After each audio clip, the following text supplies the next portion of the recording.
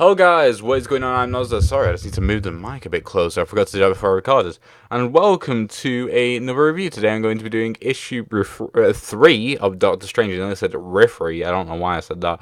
As you can see in the top there, it is an Infinity Wars tie-in, which is a new event that's going on in the near future. So I'm excited about that. Going to see what that's all about. Apparently it's only 6 parts, so I might as well pick them up and read them all. It's not like it's Avengers No Surrender, which was I think 16 parts. So if you were gonna watch, you're gonna read that event, you're in it for a while. But yeah, so this is I forgot what the title is. Sorcerer Supreme of the Galaxy Part 3.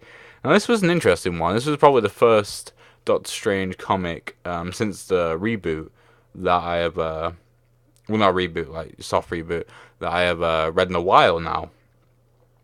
Because what's specifically good about this is it lends the Doctor Strange character to a darker side than I've ever read, and I've been reading now for a few months, since 389. No. It was a bit earlier than that. It was 386, I think, when it went to the Marvel Legacy stuff. And it was very much like comedic. It was Donny Cates writing, so no matter how dark the character is naturally, even Venom, like you can see the comedy aspect in it, and it is like completely gone from the Doctor Strange character. So that's why I didn't really like the first 2 issues. With this third issue, very much so, it's come to the point now where I've sort of like gotten with the character and what he is, because he spent like what 6 months without magic. That like after a decade, as he said in this comic, after a decade of practicing magic and all of a sudden not having it, not being able to help people, not being able to explore these different dimensions and stuff like that, and really just learn. That's something that he's always been able to do, and to not be able to do that sort of like broke him a bit, I think. And he's still currently trying to repair himself, and in doing so, he's become like a much darker person. And we see that later on when he actually mind wipes Kanna.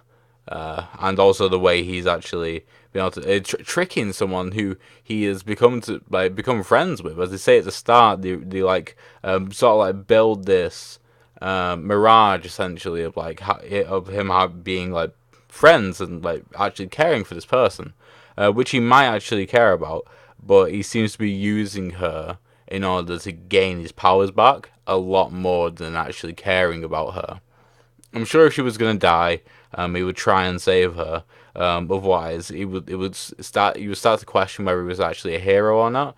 But right now, he's become very self-centered and sort of reverted back to his origin, where he was very. He's like half of what he used to be. He's not very arrogant, but he's very, very self-centered, and I guess that's kind of like a theme with Doctor Strange ever since the beginning of him being incredibly self-centered and just lost sort of the arrogance and became a lot more humble. Seeing the scroll, I think it was called the Super Scroll. I'm not very familiar. I'm not familiar at all with the character. Not really in the slightest. So I don't really know too much about him, but I do like him already. Not I don't like him as in like, oh yeah, I'll like want to be his mate or anything like that. I like him in the sense of like, his powers are really, really cool. The fact that he's got all the abilities of the Fantastic Four. I would like to actually there's probably a trade with him being the main villain in a Fantastic Four story, and I would like to look up and read into that as well. If you've got any examples of what he's been in, or anything like that, make sure to comment down below to let me know.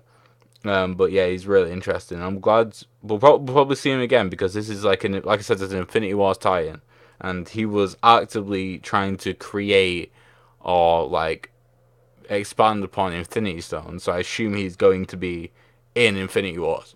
Whether he's going to be the main villain or just someone part of the team or whatever, like a team of people. Well, not a team of people, but like the ensemble of people trying to assemble slash defend the Infinity Stones, that sort of thing. I assume he's going to be in the story. Otherwise, I don't know why this comic could be labeled as an Infinity Wars tie-in, despite having. Oh, I guess like then I don't know if it's just going to be this issue or it's going to be the next issue. But I guess because Doctor Strange has got an Infinity Stone, that it might continue onwards, and he might be a big part of the Infinity War story. I would assume that to be the case. But yeah, other than that, it was cool seeing the time stone, just seeing, because the main thing I was worried about with this Doctor Strange story was that I really enjoyed seeing all these different magical abilities and seeing what he could do mechanics wise for the story, as well as just overall just seeing how cool it would look on the page. And then we even though he hasn't actually got powers, using these different artifacts is really cool. Like just seeing him use the time stone here. That was really interesting. Like I've said this before as well. The art isn't anything to write home about. I did really enjoy the art in the previous Doctor Strange books. Like I said, during Marvel Legacy, I really enjoyed that. And I'm pretty sure it must be the same artist who's on Thor. I haven't actually looked it up. But if it's not, then it's very, very similar. And if you're actually reading Thor but haven't read Doctor Strange, then that was sort of that was a similar art to what Doctor Strange was when I was reading it during Legacy.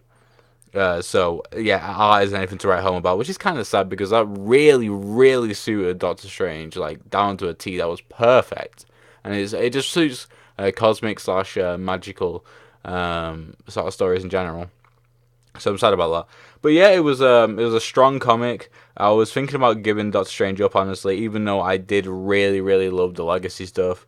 And I thought I need to just see where this goes. But then every single the past two issues, I was very bored reading it, and I just didn't enjoy it whatsoever. But this one in particular gave me sort of some faith, and because it's part of the Infinity Wars tie-in, which I'm going to be covering anyway, I feel sort of semi-obligated to read it. And that'll probably be the same if any other comics which I'm thinking about dropping will be involved in this tie-in, like the Black Panther stuff. Like Black Panther, Tony Stark Iron Man, by issue 3, if I'm not enjoying it, then we'll probably drop the series. But we'll see how that goes. Obviously, stay tuned to find out how those issues go as well, especially if you're reading them. Well, there's 2 more issues that I'm going to be reviewing and uploading today. This is a day late because there was 4 issues yesterday, sorry, that I had to review. But yeah, so I will also be reviewing Ant-Man and the Wasp as well as Justice League, both issue 3s.